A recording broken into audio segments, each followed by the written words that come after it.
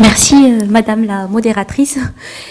En fait, je vais tout d'abord commencer par ma communication et ensuite je reviendrai pour témoigner.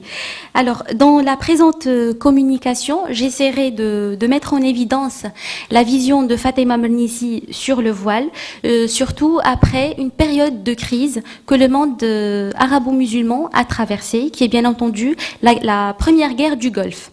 Alors, dans son essai « La peur modernité », publié en 1992, Mernissi revient sur des questions économiques, sur des questions politiques et identitaires qui ont bien entendu marqué et l'Orient et le Maghreb. Alors après, bien entendu, la première guerre du Golfe. Je ne vais pas m'attarder sur le contenu ni sur la thèse développée par Fatima Mernissi dans l'essai, mais j'essaierai d'exposer son analyse sur le voile sous l'angle des études de genre. Alors, j'aborderai dans un premier temps la question de l'accès des femmes à l'espace public et ensuite, j'essaierai de montrer comment Mernissi considère le voile comme enjeu économique dans les pays du Golfe. Finalement, comment elle représente les fantasmes patriarcaux ou bien les fantasmes du patriarcat et comment en fait ces derniers sont mis en question à travers une vision économique et managérielle sexuée. Je vais commencer par une citation de Fatima Mernissi, je la cite. « Traditionnellement, les femmes sont désignées comme les victimes des rituels de rééquilibrage. Dès que la cité chavire dans le désordre, le calife demande aux femmes de ne plus sortir. Serons-nous femmes vivant dans les cités musulmanes qui portons la frontière du désir tatoué sur notre corps, utilisée pour la sécurité identitaire, dans les rituels à venir, par tous ceux qui ont peur de poser le vrai problème, celui de l'individualisme et de la responsabilité sexuelle et politique. » Fin de citation.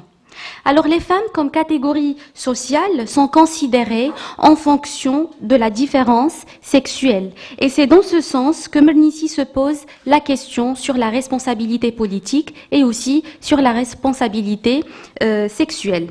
Par ailleurs, elle montre que dans un contexte politique similaire, qui est justement un contexte de crise, elle fait la comparaison, bien entendu, entre deux contextes différents.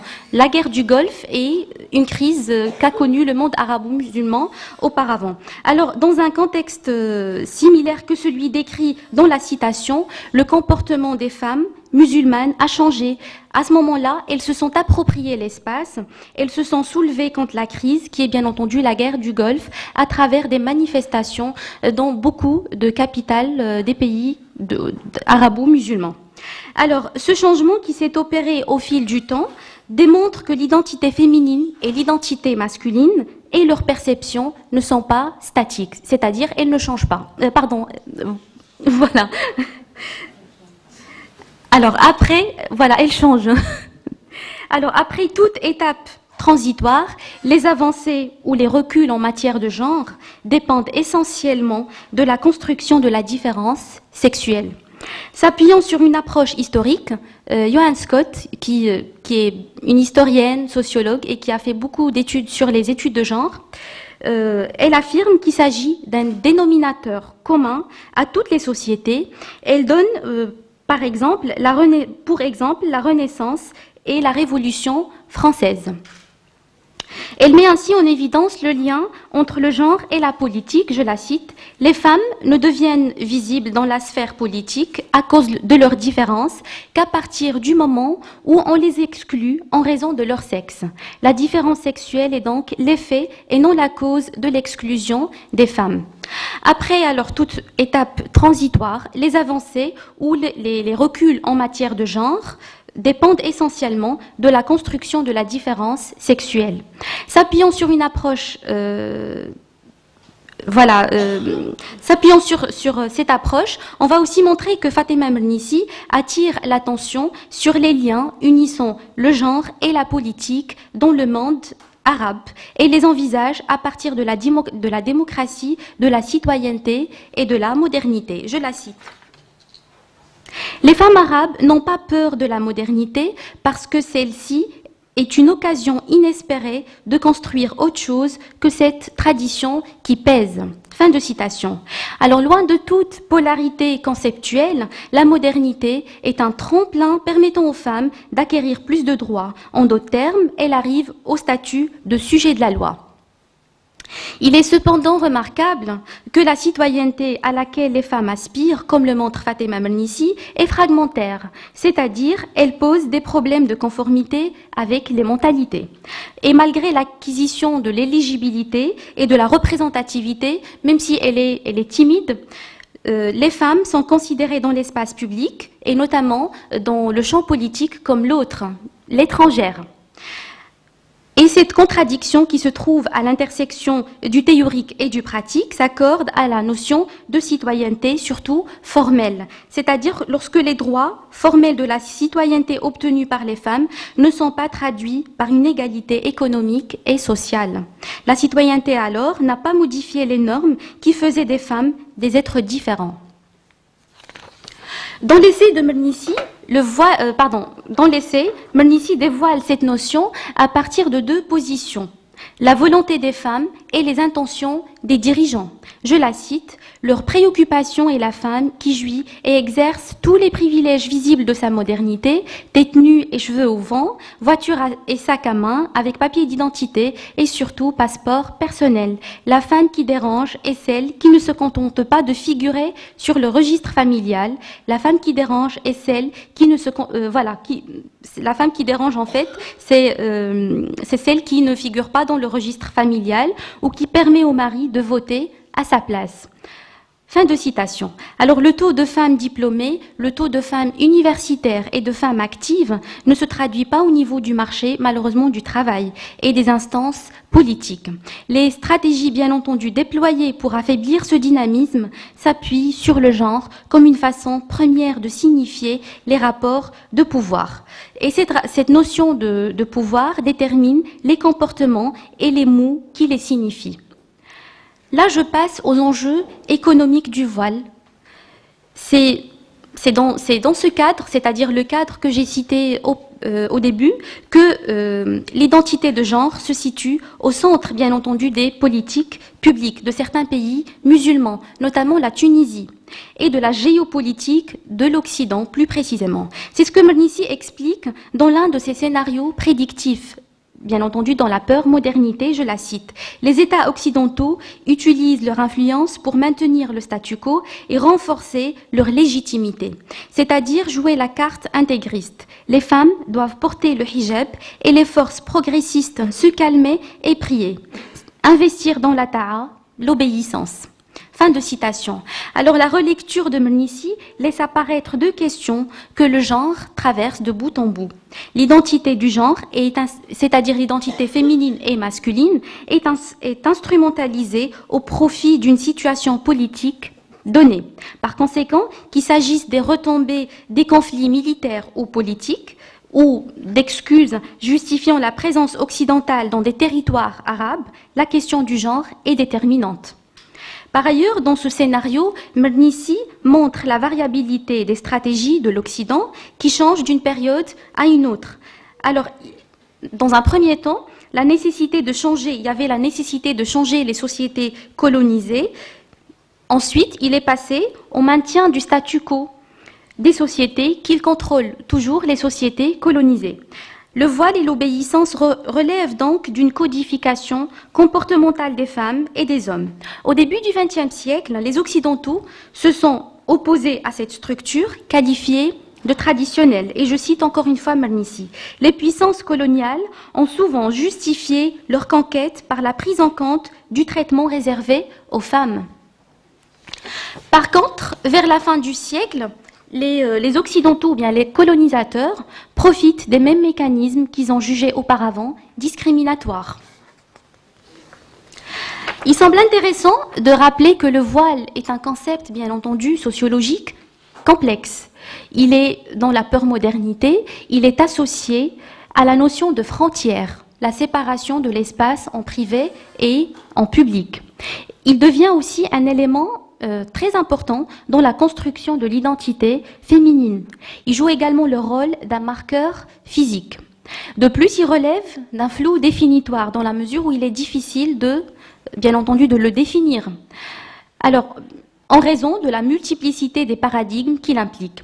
À côté de la dimension spatiale que lui attribue Mernissi, et le place aussi au centre du débat concernant les répercussions de la guerre du Golfe sur la politique et sur l'économie. Je la cite. Le hijab est une manne du ciel pour les politiciens en crise. Ce n'est pas un chiffon, c'est une division du travail et l'agiter devant les femmes, c'est les renvoyer au fourneau. Tout État musulman peut réduire de moitié le nombre de ses chômeurs officiels s'il en appelle à la charia dans son sens de tradition califale despotique. Fin de citation. Agiter le voile devant les femmes, c'est mobiliser une structure composite constituée du sacré comme capital symbolique. Il en résulte la canonisation de la question du voile, d'autant plus que le statut des femmes d'une manière générale est sous l'influence d'une théologie orthodoxe. Là, je vais citer un sociologue marocain, Lemchichi Abdrahim, dans son ouvrage « La condition de la femme en islam, avancée et régression ». Il affirme « Les survivances archaïques de traditions locales, conjuguées aux excès rigoristes de théologiens, coupés de l'époque faste où la poésie, le désir et la beauté n'étaient point proscrits, vont contribuer à perpétuer un système audran-centré et une logique de l'asservissement visant à préserver artificiellement un ordre social sur le déclin. » Fin de citation. La légitimité et le pouvoir du voile dans le champ économique découle donc de cette historicité. Il s'agit en effet d'un pouvoir masculin que des références mythologiques, religieuses, idéologiques, philosophiques et même scientifiques appuient. À partir de cette conception, Fatema Mernissi montre que le voile est un dispositif qui oscille entre les frontières du privé et du public. Et c'est ainsi qu'il est devenu un enjeu à la fois politique et économique. Dans cette perspective, le voile devient un moyen stratégique dans la crise socio-économique. Pour décrire cette crise, Mernissi se réfère à des statistiques, je la cite. « Quand on parle des femmes arabes, on n'est pas en train de parler de dames mûres et installées. On parle de 38 millions de demandeuses d'emploi. » Fin de citation. Alors, selon Mernissi, comme constituante de l'identité de genre, chez les musulmans, le voile permet de diminuer le chômage des hommes. Alors, on peut déduire que dans les pays musulmans, les discriminations dont souffrent les femmes demandeuses d'emploi se justifient non seulement par des marqueurs sexuels biologiques, notamment la grossesse, le maternage, mais aussi par des différenciateurs physiques culturellement construits. Le voile en premier lieu. Cette situation exige un système qui reconsidère le champ économique sous l'angle du genre.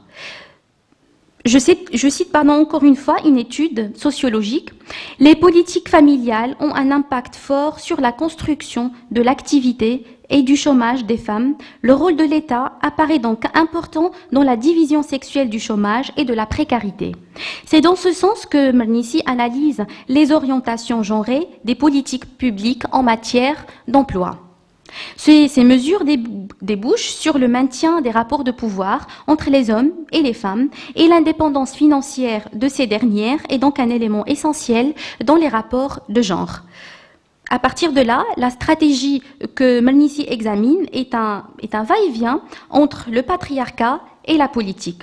Les pays du Golfe diminuent donc le salariat féminin et déploie une politique sexuée discriminatoire. De ce fait, il exclut les femmes du marché de l'emploi, des postes à responsabilité et des instances décisionnelles. Par contre, la neutralisation des marqueurs de la différence sexuelle dans le milieu du travail amène la déconstruction des rapports de pouvoir entre les sexes et donc du système patriarcal. Si les femmes ont massivement infiltré les territoires interdits, notamment les universités où se fabrique le savoir, c'est parce que l'acquisition du savoir leur a permis de repenser le système patriarcal. Alors, éduquées, elles peuvent mener une réflexion sur leur identité à travers l'histoire qui est en partie amputée, mutilée.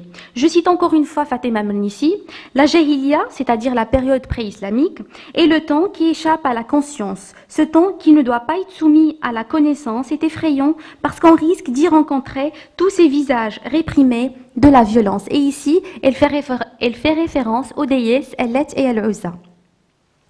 Les images réprimées de la violence symbolisent un état d'antagonisme entre un fantasme patriarcal naissant et une puissance féminine refoulée. Voilà. Bon, c'est en fait juste pour le point du pouvoir que détenaient les déesses sanguinaires et puissantes. Je ne vais pas l'aborder aujourd'hui. Alors, le raisonnement de Fatima Mernissi expose les marques d'une violence fluctuante, changeante et remarquable à toutes les périodes de l'histoire arabo-musulmane. Cette violence-là, elle est fluctuante parce qu'elle dépend du contexte dans lequel elle se produit. Si pendant la période pré-islamique, la violence était assimilée aux déesses, auxquelles on présentait des offrandes humaines, dans la période contemporaine, la violence est faite aux femmes. Ce revirement, ce changement historique renvoie à la consolidation du système patriarcal qui s'accompagne de mécanismes contemporains. Et c'est dans ce sens que Mernissi inscrit la question suivante. Le règne du féminin serait-il lié dans la mémoire pré-islamique qu'on a décidé d'amputer en la condensant dans le signe du zéro à celui de la violence orchestrée d'en haut. Dans ce cas, n'étant pas devant l'énigme de ce hijab qui cache le féminin et écrase sa volonté au risque de nier son existence. Fin de citation. Le manque d'études consacrées à cette période a entraîné une discontinuité historique. Il en résulte un ensemble de stéréotypes qui agissent sur les comportements et les actions des groupes. Et c'est justement le cas du féminin assimilé aux déesses précédemment mentionnées. À partir de là, les stéréotypes, bien entendu, amplifient les fantasmes patriarcaux, la virilité, le statut du propriétaire et du soldat, pour ne citer que ces exemples-là. Bien qu'il exprime des désirs inconscients, ces fantasmes patriarcaux opèrent à un niveau politique. Pour se maintenir, ils s'opposent à l'émergence du sujet féminin et réactualisent le discours religieux, notamment les interprétations à travers le voile. À partir de là, le voile qui masque la différence et signifie une certaine posture féminine rend le champ du pouvoir unifié et le purge de l'image de la femme puissante que les déesses symbolisaient. Alors, ceci, en fait, on peut le lier aussi avec l'indépendance financière des femmes, qui est un élément perturbateur des relations de pouvoir entre les hommes et les femmes. La femme dans le milieu professionnel détruit, bien entendu, le fantasme et éveille les déesses puissantes. De ce fait, la précarité féminine et le voile sont instrumentalisés à des fins, bien entendu, socio-économiques. Je vous remercie.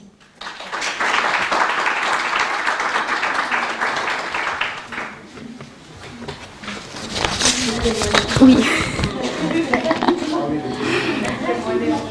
Voilà, en fait, pour le témoignage, en effectuant ma recherche, pendant ma recherche qui a duré 5 ans, j'ai été contactée par Fatima Mernissi, qui s'est intéressée au sujet sur lequel je travaillais, et plus précisément à la question du harem perçu par les Occidentaux et de la taille, ce qu'elle appelle la taille 38 en Occident. La taille 38, en fait, c'est quand c'est une sorte de stéréotypie exercée sur les femmes. C'est le fait que les femmes en Occident doivent toutes, bien entendu, se ressembler en fonction de standards de beauté que les industriels et que de la mode imposée d'une manière, bien entendu, indirecte aux femmes à travers les médias, à travers la publicité.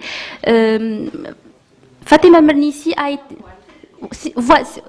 D'ailleurs, elle le considère en tant que voile. Invisible. En Orient, il y a le voile visible. En Occident, il y a le voile invisible. Et en fait, c'est plus dangereux, c'est plus, on va dire, c'est plus opérant que le voile visible. Fatima Mernissi, moi, j'étais surprise quand elle m'avait contactée, parce que je m'attendais pas à ça, et surtout qu'elle m'a accueillie chaleureusement.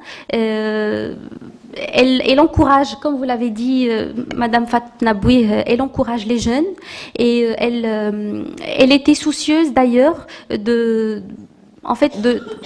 la recherche et elle voulait donner l'occasion aux jeunes pour qu'ils puissent, bien entendu, s'exprimer, que ce soit à travers la recherche, que ce soit à travers le milieu associatif. Je vous remercie.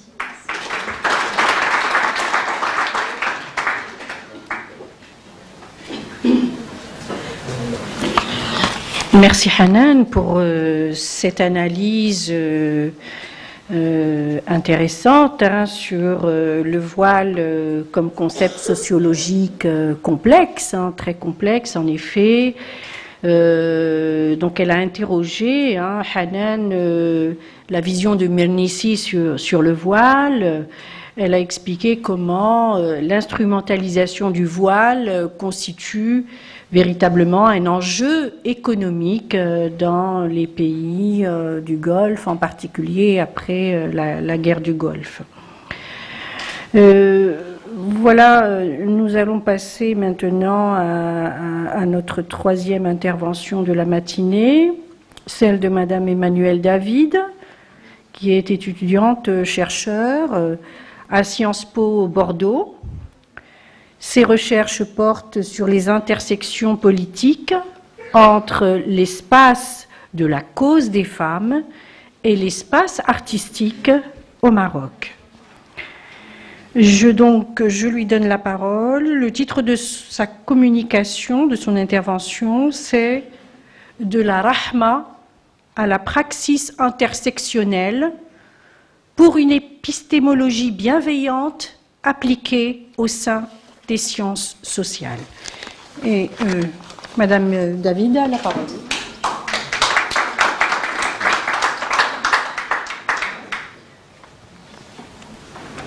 Bonjour à toutes et à tous et merci de me recevoir pour cette journée d'études. J'ai entamé en effet mes recherches en septembre 2014 sur les intersections politiques entre l'espace de la cause des femmes et l'espace artistique dans le Maroc contemporain. Et j'ai été très tôt confrontée à des questions épistémologiques et méthodologiques, c'est-à-dire je me suis demandé comment produire du savoir qui concerne un pays dit du Sud quand on est soi-même une chercheuse qui vient d'un pays du Nord, qui plus est quand il existe un rapport de colonialité entre le pays d'origine et le pays de recherche. C'est pour répondre à ces interrogations que je me suis rapidement tournée vers les théories postcoloniales et décoloniales, les théories féministes bien sûr, dans lesquelles on a souvent placé Fatima Mernissi. Ces théories sont en effet les premières à avoir affirmé que le savoir n'était pas universel et déconnecté de la personne qui l'engendre, mais au contraire qu'il était situé, c'est-à-dire qu'il était le produit d'une construction sociale sensible à la fois à la race, à la classe, au sexe, à l'orientation sexuelle et plus généralement à la position dominante ou dominée qui est occupée au sein d'un rapport de pouvoir. Ce sont les sociologues américaines Patricia Hill Collins et Kimberly Crenshaw qui ont appelé alors intersectionnalité la position occupée par notamment les femmes noires à l'intersection de ces rapports de pouvoir. Et ce sont les premières à avoir plaidé en faveur d'un féminisme qu'elles appellent intersectionnel, c'est-à-dire un féminisme qui prenne en compte les multiples oppressions. Il apparaît dès lors clairement que la méthodologie du travail en sciences sociales ne peut se penser hors de sa relation avec l'épistémologie, c'est-à-dire la manière de produire la l'objet dans le sens où, comme l'énonce Marema Touré, l'objet de la science est intrinsèquement lié aux démarches l'objet de la science est intrinsèquement lié aux démarches et aux techniques qui le construisent et que celles-ci ne peuvent en aucun cas être considérées comme neutres. La communication qui suit part de l'idée qu'il existe dans la recherche qualitative une carence de prise en compte des enjeux épistémologiques et donc qui, de manière générale, ne donne pas lieu au même intérêt que celui qui est porté aux aspects méthodologiques et techniques de la recherche. Cela nous enjoint de porter une attention particulière à ces problématiques et dans ce but de faire intervenir la notion de rahma. Dans l'ouvrage Islam et démocratie, Fatima Mernissi définit la rahma comme signifiant littéralement tendresse et rassemblant des notions comme, donc, je cite, la sensibilité, la tendresse et le pardon. Elle fait un double usage de cette notion. Elle l'utilise d'abord comme une source explicative. Donc selon elle, les causes de l'intégrisme d'une partie de la jeunesse sont à voir dans le manque, je cite, d'un islam rahma où les riches de la cité sont sensibles à l'angoisse des pauvres. Elle l'expose ensuite comme une posture à adopter dans laquelle il s'agit d'ajuster la focale sur l'angoisse de l'intégriste plutôt que sur sa violence afin de surmonter les impasses de l'incompréhension. Elle exploite ainsi la polysémie de ce concept religieux et elle en fait une application fertile dans le champ académique. Dans son acception religieuse musulmane, le concept de rahma peut se traduire par la miséricorde ou par la clémence lorsqu'il a une émanation divine. Dans les rapports sociaux humains, faire preuve de rahma, c'est faire preuve de sagesse, de compréhension, de pardon, de bienveillance. Cette communication a également pour objet de montrer comment, par un exercice de redéfinition de la notion et de son usage, il devient possible de constituer la rahma évoquée par Fatima Mernissi en un outil central et transdisciplinaire de l'épistémologie des sciences sociales. La mise en regard de la notion de rahma avec les approches postcoloniales, décoloniales et féministes intersectionnelles de la recherche permet d'en tirer des méthodes d'application concrètes d'une forme de bienveillance qui engage à déconstruire les rapports de domination dans lesquels le chercheur ou la chercheuse se situe. L'attention particulière portée à la notion de réflexivité est au socle de cette approche, constitue le socle de cette approche. Il ressort que dans la majorité des travaux de recherche, que celui ou celle qui les conduit ne s'inclut pas dans l'analyse, mais en apparaît déconnecté comme s'il était au-dessus de la réalité qu'il observe. De plus, l'analyse du rapport à l'objet de recherche, lorsqu'elle existe, est souvent engagée a posteriori, après la recherche, comme un instant réflexif au moment de la restitution des résultats. Une démarche bienveillante a pour vocation, au contraire, de rendre visible la relation entre la chercheuse ou le chercheur et les enquêtés et de l'analyser comme un objet d'enquête de plein droit. On peut la rapprocher de ce que Pierre Bourdieu a appelé l'objectivation participante, autrement dit l'élucidation du rapport subjectif de l'enquêteur ou de l'enquêteuse à sa recherche à travers une démarche réflexive. Opérationnaliser la notion de rahma ne peut donc faire l'impasse sur l'auto-analyse, c'est-à-dire sur l'objectivation des engagements. Elle doit également éviter cependant l'écueil du récit autocentré et psychologisant qui s'apparenterait à un déploiement des états d'âme. La condition de possibilité du savoir anthropologique et sociologique réside dans l'analyse critique de la situation ethnographique et doit faire connaître les rapports de pouvoir qui se nouent dans la situation d'enquête. Par ailleurs, la recherche ne peut faire l'impasse sur les perturbations qui sont créées sur le terrain par la personne qui l'amène, étant entendu qu'elle fait pleinement partie des acteurs du champ social qu'elle étudie. Aujourd'hui, la réflexivité est devenue une sorte de lieu commun épistémologique dans les sciences humaines contemporaines, mais elle est encore peu mise en pratique. L'explicitation de la positionnalité, donc, cela correspond à répondre aux questions suivantes. D'où je parle? Où est-ce que je me situe au sein des rapports de pouvoir? Autrement dit, quels sont mes privilèges? Et elle invite à se réinsérer au cœur de l'analyse afin de clarifier les enjeux dont ces questions sont porteuses. L'explicitation de la position au sein du rapport de pouvoir est nécessaire, mais elle ne saurait être suffisante. Il est essentiel pour briser la reproduction des schèmes de domination, dans mon cas, le lien de colonialité, dans d'autres cas, le privilège lié à la classe sociale ou au genre, de rompre avec un certain nombre de méthodes et de démarches et de prendre acte du fait que la décolonisation des sciences sociales, je cite, passe par une attitude critique vis-à-vis des objets, des concepts et des paradigmes qui sont globalement admis. Le terrain sur lequel je travaille est traversé par un rapport de domination internationale, dans lequel je tiens moi-même une place, bien que les rapports de pouvoir puissent se formuler de manière différente au niveau micro, c'est-à-dire au niveau de la situation d'enquête. Il s'agit dans mon cas d'enquêter en tant que femme occidentale sur les femmes musulmanes, selon les termes d'Amélie Le Renard, mais encore plus particulièrement d'enquêter en tant que femme française sur les femmes marocaines, avec tous les guillemets qu'on peut mettre sur le terme « sur ». Dans un contexte où le rapport à l'histoire coloniale est prégnant. Il se manifeste à la fois dans les relations politiques, économiques, diplomatiques entre les deux pays, mais aussi dans les imaginaires, et il est la source en France de tensions raciales qui se cristallisent tout particulièrement sur les femmes issues des migrations postcoloniales. La prise en compte de la réflexivité et l'attitude critique face aux concepts communément admis offrent des conditions de possibilité pour mettre en application une recherche dans laquelle celui ou celle qui la conduit est conscient ou consciente de sa positionnalité et en prend acte. Ce sont les prémices de la mise en pratique de la rahma dont parle Fatima Mernissi, de l'application de la bienveillance dans l'enquête en sciences sociales. La traduction méthodologique de cette démarche se fonde sur un certain nombre de mesures. Tout d'abord, le passage des enquêtés du statut d'objet de la recherche à celui de sujet. Ensuite, la mise en place de relations fondées sur la confiance, le respect mutuel et l'empathie. L'attention particulière au choix du vocabulaire et le respect de l'autodénomination des enquêtés. Le dialogue permanent avec des chercheurs et des chercheuses issus du terrain qui est investigué, dans le but que ce dialogue apporte une perspective critique concourant à la non-reproduction des rapports de domination. La coproduction du sens avec les enquêtés et enfin la transparence sur le travail accompli.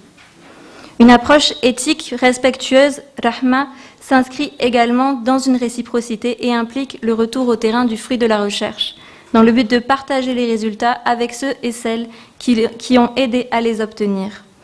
C'est dans ce sens que la Rahma se métamorphosera en une praxis intersectionnelle, c'est-à-dire une pratique effective de l'intersectionnalité. Cela revient également à poser la question de l'auditoire. Pour qui cherchons-nous à produire du savoir ? La praxis intersectionnelle bienveillante cherche à déconstruire le schéma théorie-expérience et à s'extraire du rapport dominant-dominé qui l'induit en général. Dans ce but, elle s'appuie sur une démarche itérative, c'est-à-dire des allers-retours permanents entre le terrain et la théorie, ce qui laisse la place au terrain de façonner et d'orienter par moments les postulats, quitte à infléchir la problématique de recherche.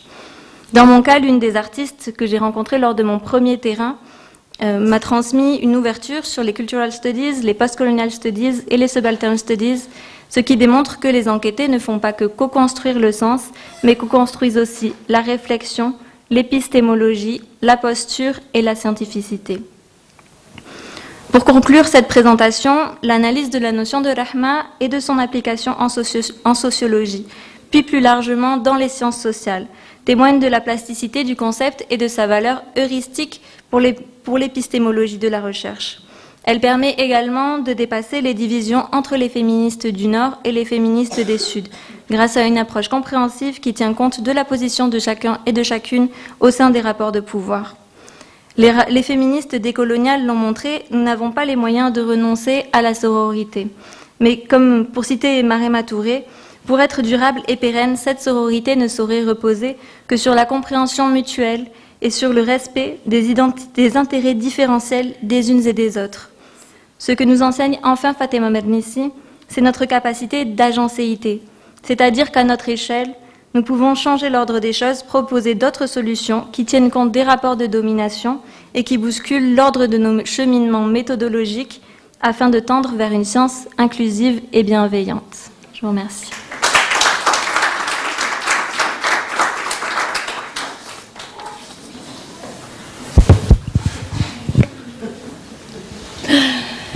Je vous remercie, Madame David, pour cette intervention, cette communication très pertinente qui renvoie à la dimension plurielle que prend le concept de Rahma pour Fatima Mernissi, ce regard que vous posez vous-même sur le regard du chercheur, sur sa posture, qui se doit donc le chercheur qui se doit d'adopter, que se doit le chercheur d'adopter en application dans le champ académique.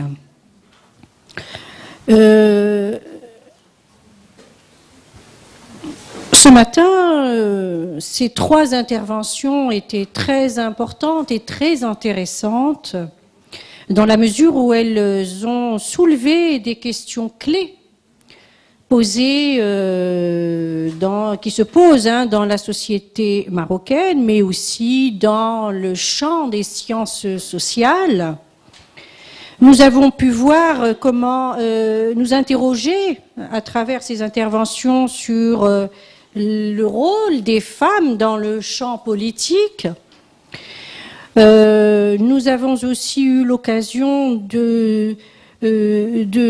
d'avoir une idée sur cette instrumentalisation des femmes à travers l'usage du voile, le port du voile, et enfin le concept de rahma, qui est un concept religieux, mais qui renvoie fondamentalement à un concept, à une posture d'ouverture, d'empathie du chercheur, loin de toute hégémonie voilà,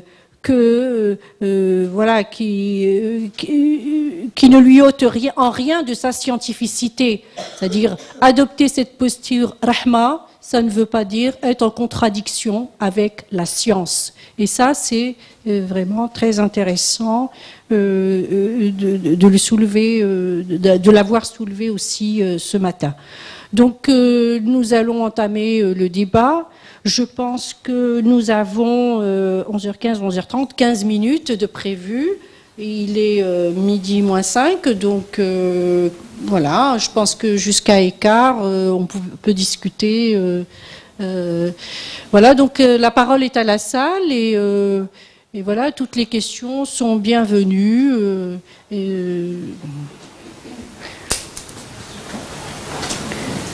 Donc, merci.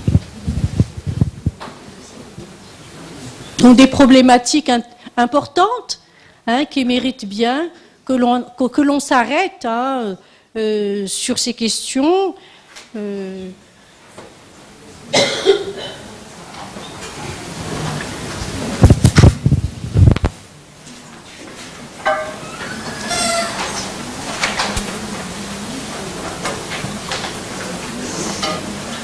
Bonjour tout le monde.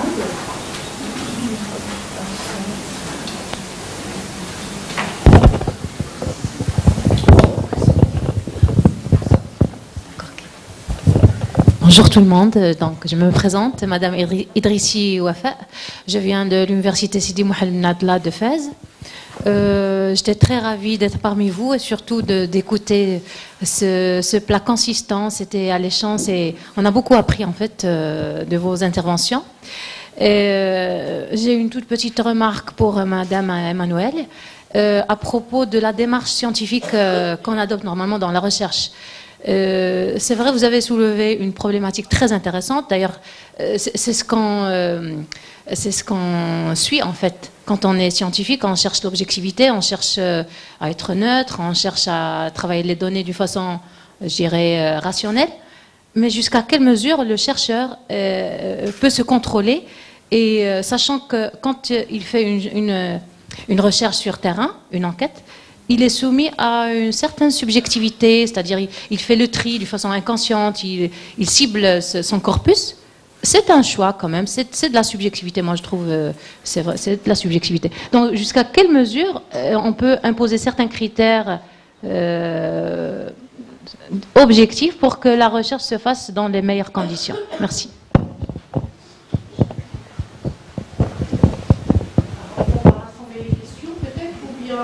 S'il n'y a pas de questions, on rassemble les questions. Je suis pour votre collègue. C'est déjà avec lui. Donc je crois que je dois attendre qu'elle soit là. Oui, de préférence. Quelqu'un d'autre?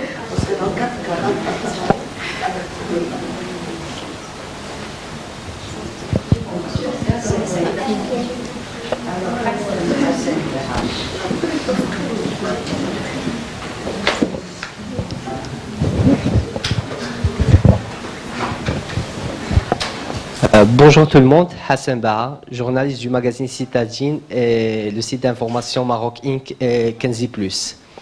Ma question est la suivante.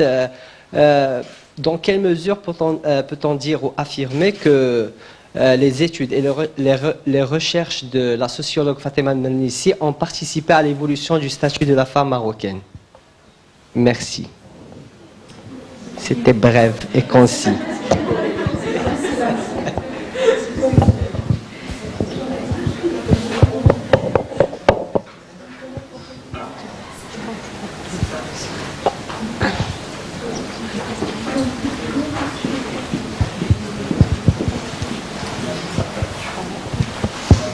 Oui, bonjour. Pour répondre peut-être à la première question, je pense que pour moi, il n'existe pas réellement d'objectivité. Et justement, jusqu'à quel point, comment faire l'arbitrage entre objectivité et subjectivité, je pense que le plus important, c'est d'expliciter sa démarche et que avoir une posture subjective. Dans tous les cas, je pense que la posture est subjective. Et il est important de l'expliciter. Je pense que tant qu'on l'explicite, ça permet la scientificité, de garantir la scientificité de la recherche.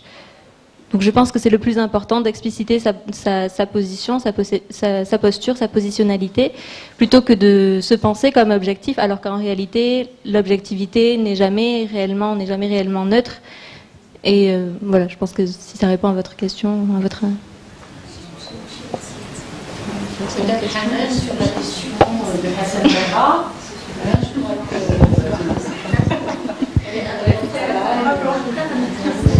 Effectivement, Fatima Mernissi a apporté beaucoup de choses en matière, que ce soit de connaissances et aussi en matière de recherche scientifique, d'enquête aussi, sa méthodologie, comment elle, à travers, en fait, Fatima Mernissi, elle associait, elle combinait tout ce qui est recherche scientifique et tout ce qui est société civile. Je pense qu'elle a beaucoup apporté, surtout dans ce sens-là.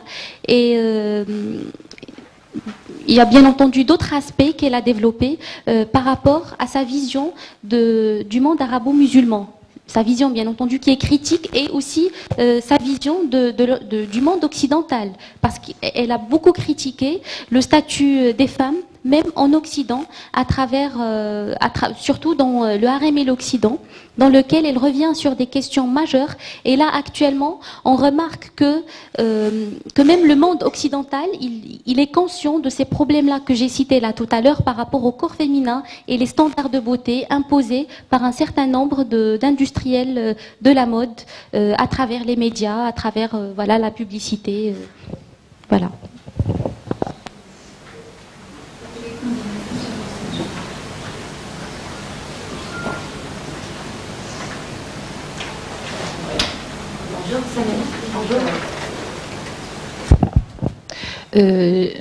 C'est pas une question, mais juste pour attirer votre attention sur un fait très intéressant. Vous avez parlé du mot harem, la femme, est-ce qu'elle peut gérer politiquement, est-ce qu'elle peut assumer des responsabilités de haut niveau? Je vous rappelle que dans le Coran, il y a Surat Naml, la reine de Saba, donc dont le prophète Salomon était tombé amoureux d'elle.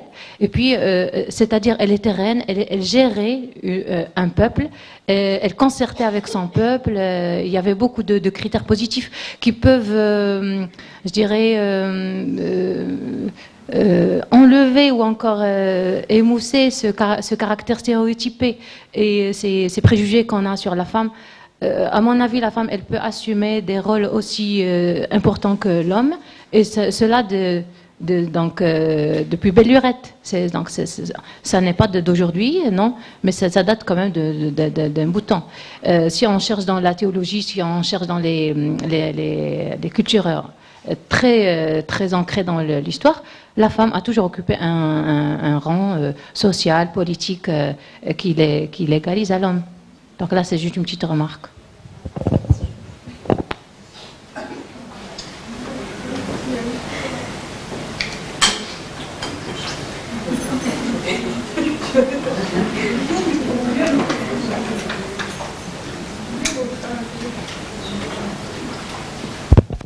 Ah oui, je suis tout à fait d'accord avec vous, et les textes religieux et les hadiths ont montré que la femme pouvait avoir des fonctions même militaires, avec la bataille du chameau avec Isha. On l'a également au niveau de la religion chrétienne, avec Jeanne d'Arc, qui était chef de guerre. Également avec le cas de Soukaina, qui siégeait dans un conseil, qui est l'équivalent d'un conseil municipal.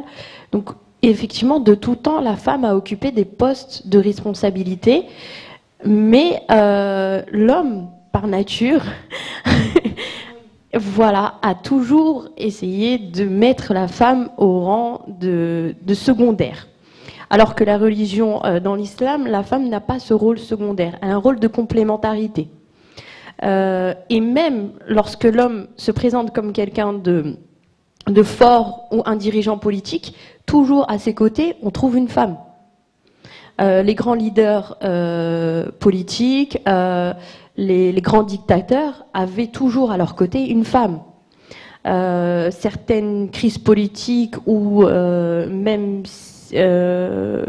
je vais prendre le cas de Staline, qui était avec sa compagne également très fusionnelle, qui le guidait dans ses ascensions politiques. La femme a toujours été là, en arrière-plan, pour concerter, il prenait toujours son avis. Au point qu'on parlait des confessions d'oreiller, où l'homme racontait sa journée à sa femme, et les stratégies politiques ou militaires. Donc la femme, même si elle n'est pas au premier rang, elle reste un excellent stratège. L'homme ne va jamais se détacher de la vie de sa femme. Et on l'a vu par exemple avec le cas de Bill Clinton, sa femme était à ses côtés. On a aujourd'hui le cas de Obama, où la femme a un rôle politique, même s'il n'est pas affiché au sein d'un cadre, dans un poste, mais l'influence politique de la femme est considérable. Et je trouve que c'est même le plus important. Voilà, merci.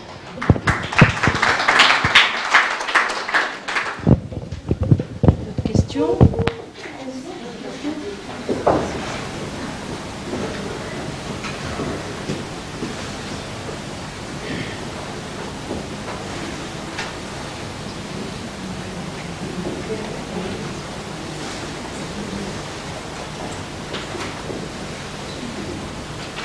Bonjour, je me présente, je suis Madame Pradéry.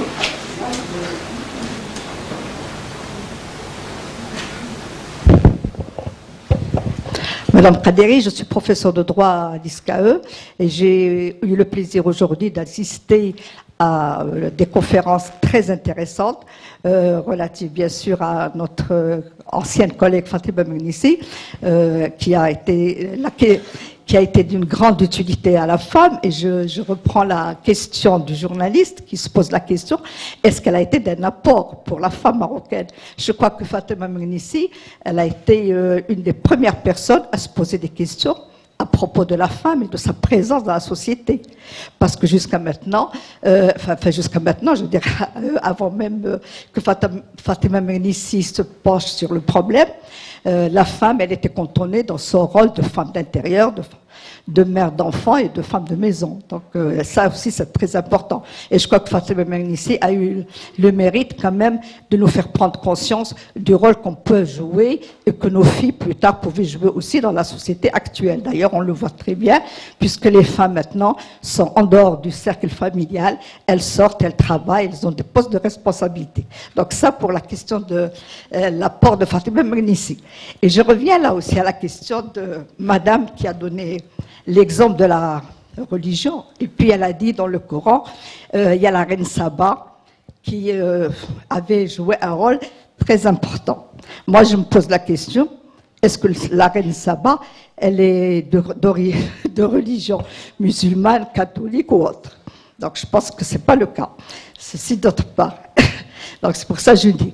Et puis je reviens vers Samira, qui était très gentille, qui nous a donné d'exemples de femmes qui ont accompagné ou qui accompagnent les chefs d'État. Est-ce qu'on doit se consoler et on doit être heureuse de dire enfin on est là, mais on est quand même invisible. Merci.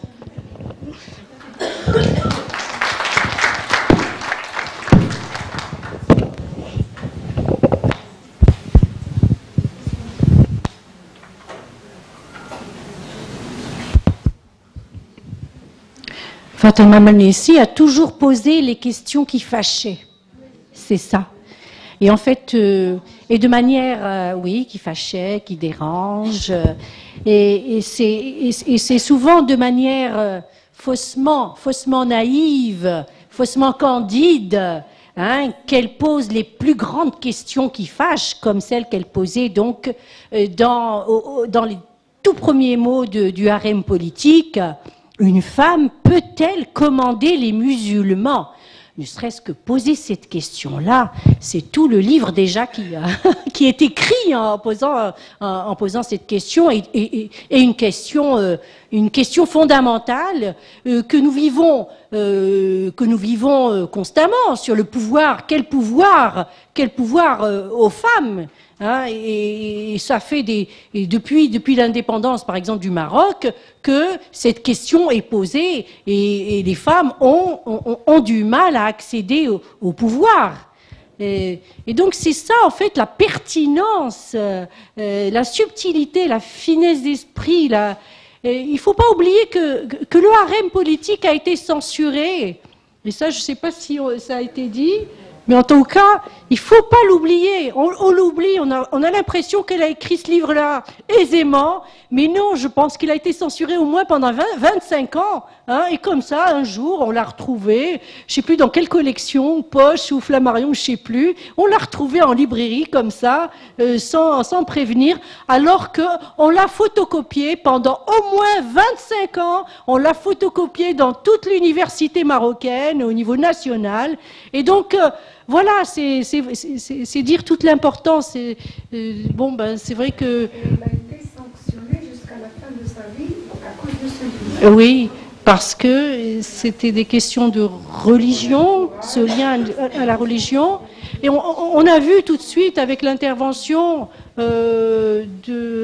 d'Emmanuel que ce concept religieux qu'elle a mis en avant est fondamental, et qu'en fait Fatema est allée fouiner, est allée chercher dans les livres, dans les hadiths, pour essayer de répondre elle-même à cette question qu'elle pose à l'épicier, et c'est en éclaireur qu'elle emprunte ce chemin long, très long, qui mène à la connaissance sur la religion. Oui. Je prenais la parole. Bonjour à tout le monde. Ma question, c'est pour Madame Benboukel. Est-ce qu'il est suffisant d'avoir un arsenal juridique favorable pour une égalité des droits entre hommes et femmes, pour promouvoir l'égalité dans les relations sociales des sexes? Si la réponse est non, comment peut-on avancer cette égalité? Une deuxième, c'est pas question, mais une remarque du programme. Je me trouve devant une discrimination, entre guillemets, de la participation masculine concernant les interventions, la modération. Un seul homme est programmé pour intervenir et un autre pour modérer. J'aimerais bien avoir une réponse. Merci.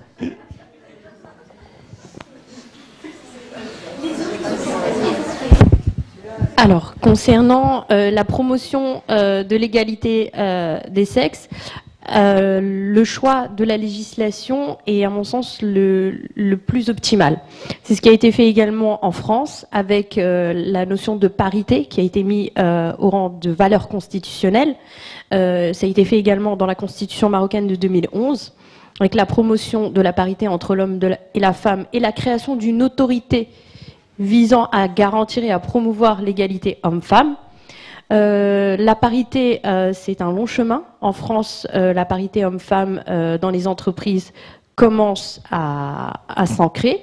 Au niveau également des institutions politiques, au niveau de l'Assemblée nationale, des partis politiques, on a eu énormément de remaniements. Et aussi, le problème, c'est que c'est un système de discrimination positive. La discrimination positive, ça a ses effets négatifs, c'est que lorsqu'une femme va arriver à un poste, on va lui dire mais elle est arrivée par le biais de cette législation qui est qui est l'égalité, la parité, l'obligation de parité, 50-50. C'est obligatoire, même si on doit avoir de la casse, si on doit avoir un sentiment où certaines femmes n'auraient pas soi-disant leur place parce que ce seraient des femmes qu'on appelle de la discrimination positive. Ça a été le cas également avec, je ne sais pas si vous vous souvenez, les Afro-Américains aux États-Unis avec leur accession à l'université. Il fallait 20% d'Afro-Américains. Donc, quand on allait voir, par exemple, aux États-Unis, on allait voir un médecin qui était afro-américain, on disait « Ah oui, mais lui, c'est un médecin du quota ». Donc, ça, en quelque sorte, ça délégitime un peu la place de la femme. Mais c'est une casse, à mon sens, qui est nécessaire pour garantir cette parité. Cet état, c'est un état transitoire. Le temps d'ancrer et de manière visible la place de la femme. Donc, on est obligé de passer par un cadre légal. Et aussi, aussi avoir une politique de promotion très tôt, dès l'enfance, de montrer que la fille peut faire tous les métiers qu'elle souhaite, qu'il n'y a pas de jouets pour garçons ou des jouets pour les filles. Ça doit commencer très tôt. Donc le dispositif législatif, il doit s'accompagner d'un accompagnement social. D'accord. Peut-être un dernier mot à Hanan qui va justifier un petit peu l'absence des masculinités, du masculin ici. C'est comme l'a dit Madame Iraqi, c'est le hasard. Oui, c'est pas parce... Voilà, il y a un intervenant tunisien qui n'est pas parmi nous là, pour des raisons financières. Voilà. Et peut-être que les femmes se sentent plus sur ces questions-là. Et un certain nombre d'hommes quand même oui. S'impliquent, mais il n'en reste pas moins qui sont moins nombreux. Et aujourd'hui, c'est l'occasion de lancer un appel aux hommes, chercheurs, pour s'impliquer davantage sur ces questions-là. C'est difficile voilà. s'ils ne sont pas là. Non, mais il y a de jeunes étudiants ici. Ils ne sont pas là, ils ne sont pas. Mais non, mais il y a de jeunes étudiants, donc de futurs chercheurs. C'est la relève. Et voilà, c'est un problème d'implication des masculinités dans ces questions qui sont des questions de société et non pas des questions de relations hommes-femmes. Et c'est fondamental dans n'importe quelle société. Voilà, on vous remercie pour votre participation et les organisations.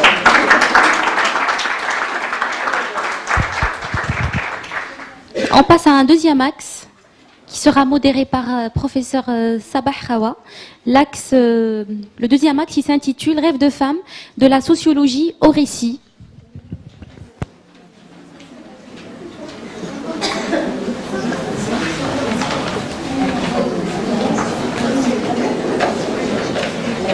Bonjour tout le monde. À mon tour, je tiens à remercier l'Université internationale de Casablanca ainsi que l'Université Hassan II d'avoir pensé à rendre hommage à une femme extraordinaire. Je serais mal placée pour parler comme celles qui ont précédé et celles qui vont venir parler de Madame Mernissi et de tout le travail colossal qu'elle a réalisé. Pour cette deuxième séance, l'axe qui va être mis en avant va concerner 4 intervenantes. Je vais commencer par Madame Iraqi Rita, qui est enseignante-chercheur à la Faculté des Lettres et des Sciences Humaines de Casablanca. Elle est aussi responsable de l'équipe Genre et Littérature et membre du laboratoire Genre, Éducation, Littérature et Médias. Elle va nous parler maintenant de la notion de frontière dans Rêve de femme de Fatima Mernissi. La parole est à Madame Iraqi.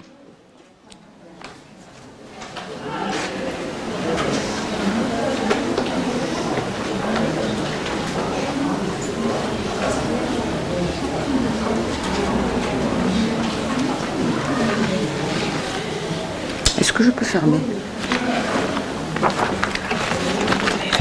Merci.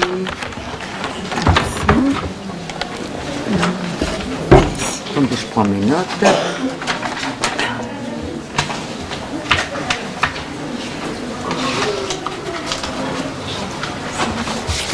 Vous devez vous demander ce que je fais là en bas. Alors voilà, j'ai reçu une petite bourse. Et sur cette petite bourse, c'est écrit Fatima Mernissi. Alors dans cette bourse, il y a un petit talisman que j'ai trouvé. On me l'a remise en me disant, c'est pour vous. Et je l'ai ouverte, la petite bourse, et voilà ce que je dis. Le contact direct avec une rivière frémissante, des champs vibrants sous la caresse des brises et des ciels qui avalent les horizons, estompe les frontières et dissipe les hiérarchies. Il faut multiplier ces contacts avec la nature. Un être malheureux est celui qui n'a jamais eu ce contact. Ceux-là peuvent s'abîmer dans la soumission. Mais je n'ai pas peur pour toi. Voilà un petit texte de Fatima Mernissi que je vais garder précieusement parce qu'il m'est arrivé comme par magie. Je n'ai pas assisté à cette soirée qui avait été donnée, je dirais, en son honneur, et non pas parce que, en son honneur, je n'ai pas pu y assister, mais m'est parvenue cette petite bourse qui m'est très très chère et qui parle justement de ces frontières qu'il faut dépasser. Alors, aujourd'hui, pensant à Fatima Mernissi, je sais que son obstacle, c'est la frontière, celle qui sépare l'un de l'autre. Et dans Rêve de femme, eh bien justement, il est question de ces frontières qui empêchent d'aller vers l'autre, de voir autre chose que ce que nous possédons déjà. Donc je commence et je vais essayer de ne pas être très longue pour ne pas trop vous lasser. Donc sociologue de formation, Fatima Mernissi a consacré toute son œuvre à la question féminine et à la question sociale. Comme disait tout à l'heure mon ami Raja Nadefi, lorsqu'on parle des femmes, surtout pour nous qui travaillons sur le genre, nous ne parlons pas seulement des femmes pour les femmes, mais des femmes et des hommes, puisque toute société ne peut vivre, comme je l'ai dit quand j'avais ma casquette de vice-doyen, ne peut vivre que dans l'harmonie. S'il n'y a pas harmonie, s'il y a fracture, eh bien, il ne peut pas y avoir de construction. Or, Fatima Mernissi a travaillé dans la perspective de construire une société harmonieuse où chacun dispose de tous ses droits et de toute sa dignité. Donc, je disais qu'elle s'est investie durant toute sa vie, et il suffit pour nous de consulter ses travaux, dont tous, je crois, pas nombreux, elles sont traduites en plusieurs langues, et ainsi on est persuadé de sa valeur et de son importance. Donc, depuis son premier essai, Sexe, idéologie et islam, elle n'a cesse d'interroger l'histoire, les cultures et les religions pour étayer sa réflexion sur la position, je mettrai entre guillemets, subalterne de la femme. Puisant dans de nombreux textes, Fatima Mernissi montre que les femmes en littérature ne sont pas ces pantins malléables à merci. Nous retrouvons tous ces personnages dans la littérature maghrébine, la mère victime, l'esclave ramené d'Afrique, toutes ces femmes qui sont là, mais pas du tout pour Fatima Mernissi, mais des êtres animés par le désir de comprendre leur environnement et d'y apporter un changement afin de vivre dans la dignité. Et j'insiste vraiment sur le terme dignité. Donc avec Rêve de femme, une enfance au harem, qui a été publié en 1994 en langue anglaise et un peu plus tard en langue française en 1996, Fatima Mernissi, de sociologue, va se muer, va se transformer en romancière. Donc c'est dans un harem de Fès, dans les années 50, que se déroule cette histoire. Bon, nous savons tous que Fatima Mernissi est née à Fès, hein, dans un harem, et il se pourrait, je dis bien, il se pourrait hein, qu'il y ait une partie autobiographique. Hein. Il s'agit d'un roman, ne l'oublions pas, mais plusieurs indices nous montrent que soit ce sont des vécus personnels, soit ce sont des histoires qu'elle a entendues, et donc ça fait partie intrinsèque de sa personne et d'elle-même. Et on peut considérer ce roman comme un roman autobiographique, non pas un roman autobiographique. Ce n'est pas sa biographie, hein, je précise.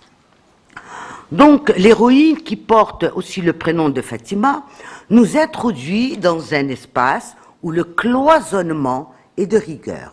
Donc à cette époque, le Maroc est occupé par la France et les harems par les femmes.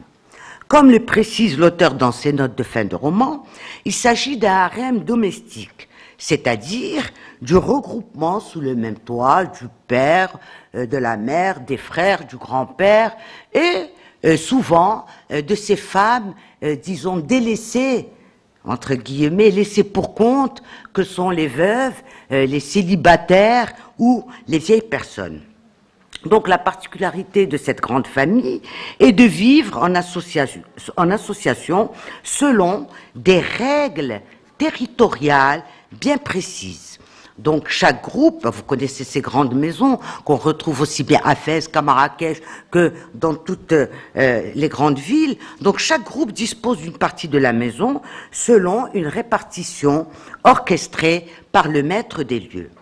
On est loin, bien sûr, du harem rêvé par les Occidentaux, hein, où des femmes sont là, lascives, en train d'attendre que le Seigneur daigne les inviter dans sa couche. C'est pas de ce harem qu'il s'agit, ne rêvez pas, hein, c'est le harem où les femmes sont là pour attendre pour attendre de servir hein, le maître des lieux.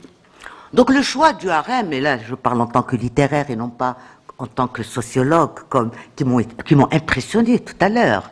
Hein, vraiment, j'ai été impressionné par des termes très techniques, et donc moi je ne suis que littéraire, hein, et je ne m'aventurerai pas à faire une étude sociologique. Donc le choix du harem comme lieu de l'intrigue n'est pas fortuit. On sait que dans tout récit, l'espace joue un rôle fonctionnel, c'est-à-dire donner un cadre spatial au personnage, mais qu'il revêt aussi un aspect symbolique dans la mesure où il est construit par l'écriture qui est du ressort de l'auteur. Donc par son choix, Fatima Mernissi indique d'emblée et dès le titre le thème de l'enfermement. Donc qui dit enfermement dit bien sûr espace quadrillé par des houdoud. Alors c'est un terme qu'elle utilise dans Rêve de femme, les houdoud étant les limites. Donc ce terme qu'elle utilise constitue l'épine dorsale du roman Rêve de femme. D'ailleurs, le récit commence et se termine avec la notion de frontière. À la première page, on lit « L'ordre et l'harmonie n'existent que lorsque chaque groupe respecte les houdoud. Toute transgression entraîne forcément anarchie et malheur. » C'est ce qu'on lit dans la première page. À la dernière page, on lit ceci. « La frontière marque la limite du pouvoir, car partout où il y a une frontière, il y a deux sortes de créatures. D'un côté, les puissants, et de l'autre, les faibles. Si tu ne peux pas quitter le lieu où tu te trouves, tu es du côté des faibles. » Donc ces deux discours antinomiques expriment, bien entendu, deux conceptions différentes du monde. Le premier discours que je vous ai lu, celui qui parle d'anarchie et de malheur quand on franchit les frontières, il est émis par le père, symbole du pouvoir. Et ce discours recommande l'immuabilité et le respect strict des frontières.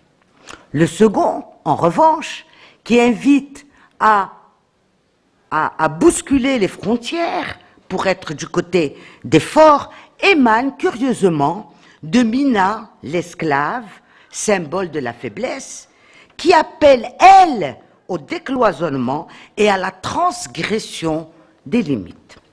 Ainsi, dans ce roman, deux groupes sont face à face, dans une lutte dont l'enjeu est les frontières, et c'est dans ce rapport de force inégal que tout notre récit, qui est d'ailleurs succulent, qui se déroule. Quand j'ai vu cette photo de Fatima Mernissi, j'ai trouvé son regard très bienveillant. Hein? C'est un regard bienveillant sur nous, sur les personnes qu'elle regarde. Ce n'est pas un regard froid ou un regard inquisiteur ou un regard interrogateur. C'est un regard bienveillant. C'est comme si il y avait une sorte de allez, venez. Hein?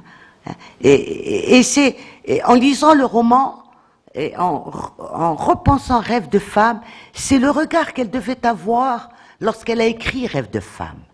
Un regard bienveillant sur cette société des années 50 où les femmes étaient là à se débattre pour trouver l'issue, pour trouver une brèche pour quitter cet espace d'enfermement.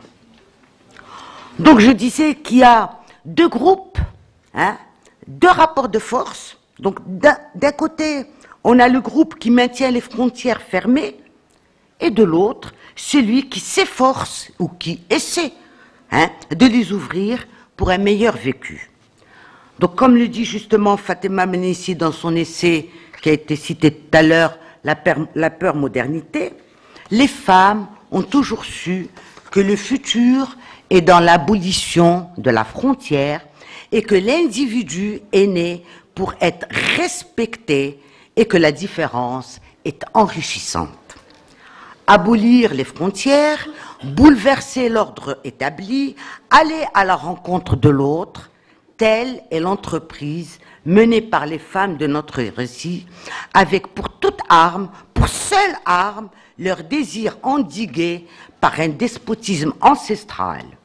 Donc forcer les frontières est d'autant plus difficile que les femmes rencontrent à la fois des frontières réelles et des frontières symboliques. Parlons d'abord de ces frontières réelles. Eh bien, les frontières réelles, les frontières palpables, sont celles du harem, une véritable forteresse au portail impressionnant, impossible à franchir sans autorisation spéciale. Et pourtant, même si les femmes savent que c'est peine perdue, elles ne se résignent pas à accepter l'interdiction et se dressent contre ces mêmes interdictions en menant une guerre incessante. On peut lire « Les femmes attaquaient », écoutez bien le verbe, attaquaient Ahmed le portier, qu'elles harcelaient sans cesse, afin de sortir bien entendu.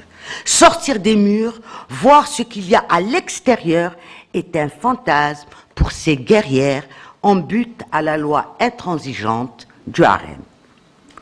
Au mur de la maison, je parle toujours des frontières réelles, s'ajoutent d'autres murs, d'autres remparts quand il arrive aux femmes de sortir. Il s'agit des habits qu'elles portent. Nous avons cet épisode où elles vont au cinéma. Donc les habits qu'elles portent sont composés par le haïk et le voile, des vêtements qui constituent une double entrave. La première se trouve dans l'effacement de leur identité. Elles sont toutes pareilles, invisibles et uniformes. Elles sont inexistantes au regard de l'autre. Et la seconde, beaucoup moins conséquente, est la gêne dans la liberté des mouvements. Un haïk on se prend les pieds dedans, etc. Donc, gêne dans les mouvements. Et la mère de Fatima, l'héroïne, a cette remarque très pertinente je dirais la remarque à la Fatima Mernissi. Le haïk, très malicieuse. Le haïk a probablement été conçu pour que les sorties des femmes deviennent rapidement une telle torture qu'elles n'auraient plus qu'une envie, rentrer à la maison et ne jamais ressortir. Hein? Donc ça, c'est bien sûr du Fatima Mernissi craché. Voici pour les frontières, je dirais, réelles, palpables, qu'on trouve aussi bien dans ce roman que dans toute la littérature maghrébine. Orientale, disons, pour être un peu plus large. Parlons maintenant de ces frontières symboliques. Alors, le harem ne se présente pas seulement sous la forme de murs ou de lourds vêtements. Sa présence est plus insidieuse. Il est partout où se trouvent les femmes.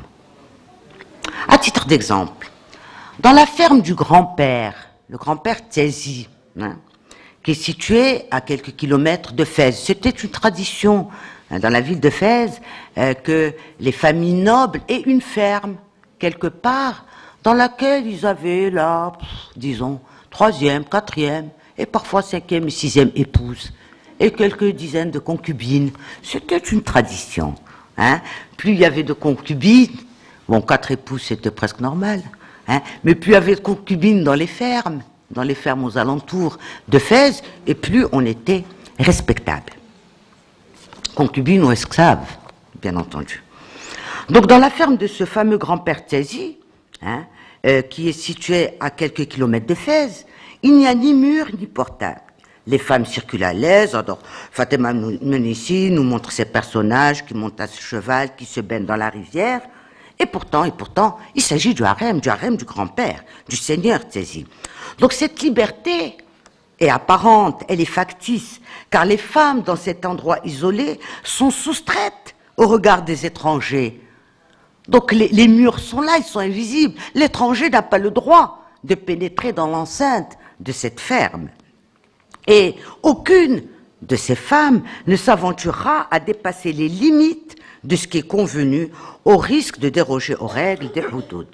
Donc apparemment livrée à elle-même, elle reste respectueuse des interdits et les houdoud semblent maintenus par un pouvoir invisible qui dispense en fait de toute surveillance. Comme le dit Yasmina, la grand-mère, le harem, écoutez bien ça, est inscrit sous le front et dans la peau. Toute femme, selon bien sûr la grand-mère, porte le harem en elle. L'éducation, l'environnement, la psychologie même de ces femmes interdisent l'accès réel à toute émancipation, quelle que soit l'intensité du désir. Quels sont donc, on est en droit de se poser cette question, quelles sont donc ces houdoud si puissantes, bien qu'elles soient invisibles? Elles se trouvent dans le sens même du terme harem, qui signifie par ailleurs interdit. Or, la tradition, cet ensemble de lois non écrites, interdit tout aux femmes. Sortir librement, s'habiller selon leur choix, écouter la radio, voyager sans être accompagné, et la liste est longue. Autant d'interdits à transgresser pour vivre selon leurs désirs. Mais ignorantes, coupées du monde extérieur, sans esprit d'initiative, entièrement dépendantes financièrement, psychologiquement, de leurs pères, frères ou époux, dans leurs faits et gestes, que pouvaient faire ces femmes? Quelle était leur arme pour justement sortir de cette prison, de ces remparts? Eh bien, des petits larcins, rien d'autre, tels que voler la clé de la radio pour écouter en cachette les chansons de Smahen, la princesse, ou encore monter sur une terrasse pour jouer des pièces de théâtre de Houda Sharawi, l'égyptienne, ou bien lire des poèmes d'Aïcha Taïmou, la belle séquestrée, etc. Moment d'évasion certes, mais sans impact réel sur le quotidien. Même l'autorisation exceptionnelle d'aller au cinéma ne peut être considérée comme une victoire, puisqu'on voit ces femmes dans le roman aller en bande, je dirais, au cinéma. Donc ce n'est pas une victoire sur la tradition, puisque la permission n'est accordée que si toutes les bourgeoises de la ville vont voir ce même film, et que si les femmes sont couvertes de la tête aux pieds et sont chaperonnées, bien sûr, par des hommes. Donc ces moments volés ou extirpés et contraires à la bienséance sont obtenus généralement grâce à une forme d'intelligence subtile que par malice d'aucuns appellent la ruse quand il s'agit de femmes. Sortir des houdoud représente donc un danger selon la tradition. L'enfermement des femmes, curieusement, est considéré comme la garantie de la stabilité de l'ordre. Agir à l'inverse, c'est mettre le pays en péril, c'est le précipiter dans les ténèbres.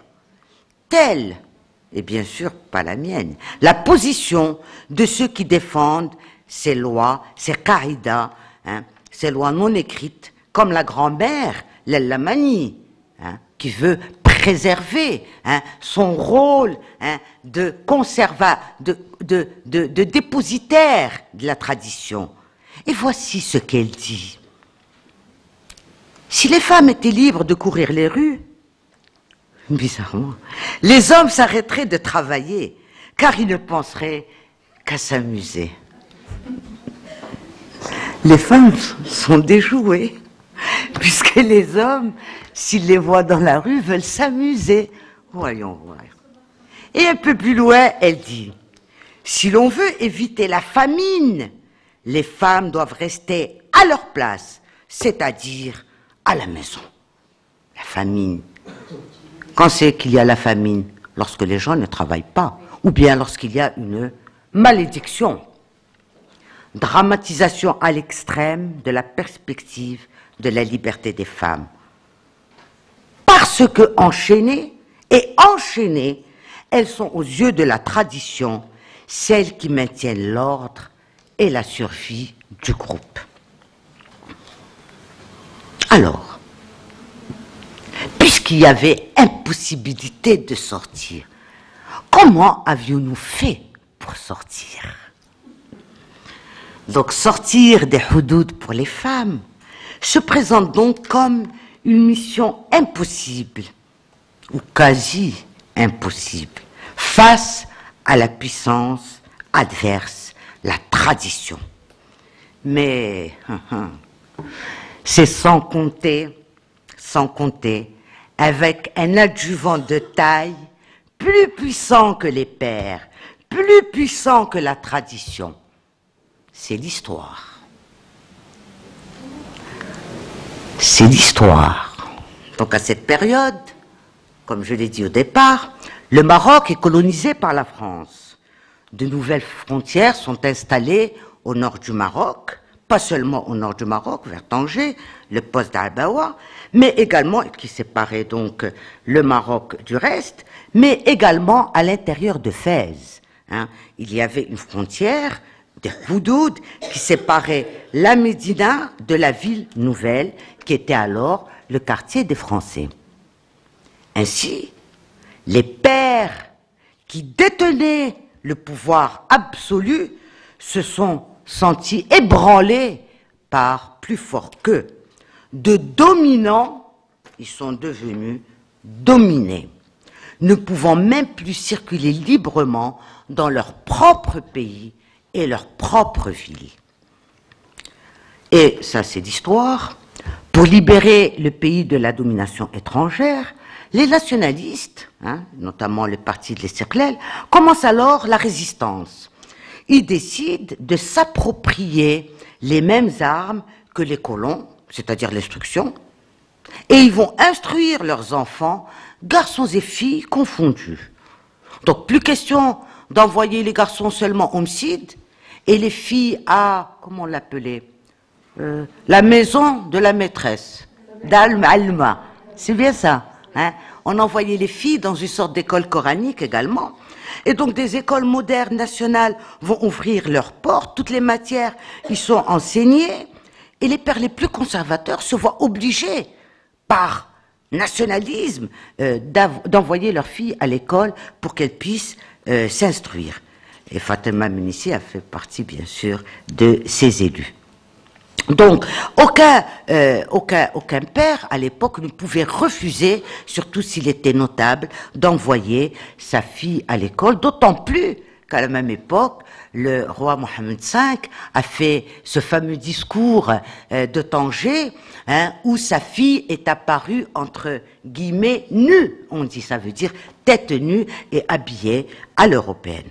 C'est ainsi que l'accès à l'école pour les filles a forcé les portes du harem. Les filles sont désormais libres d'aller et venir avec, pour noble mission, l'instruction.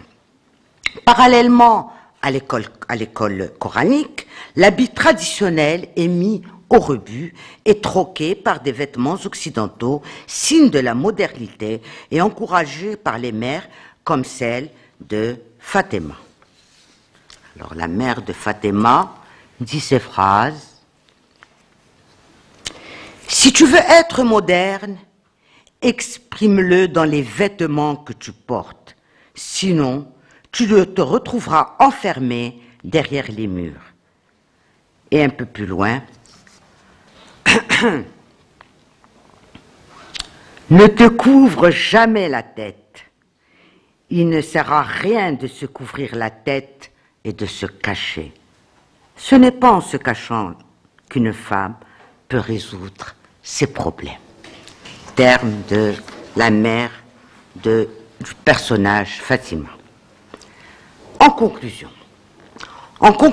on peut dire que la bataille autour des frontières est à armes inégales. D'un côté, les femmes et leur désir de s'en affranchir, et de l'autre, les hommes et leur pouvoir de les maintenir fermés. Que peut le désir contre le pouvoir quand on ne dispose pas de moyens pour se défendre? Pas grand-chose. Tout juste voir ses revendications rester lettre morte. Et aujourd'hui que l'histoire a fait tomber les murs, que les femmes ont quitté l'enceinte du harem, en sont-elles plus libres? Leur vigilance ne s'est-elle pas émoussée, laissant d'autres frontières s'élever? Je vous remercie.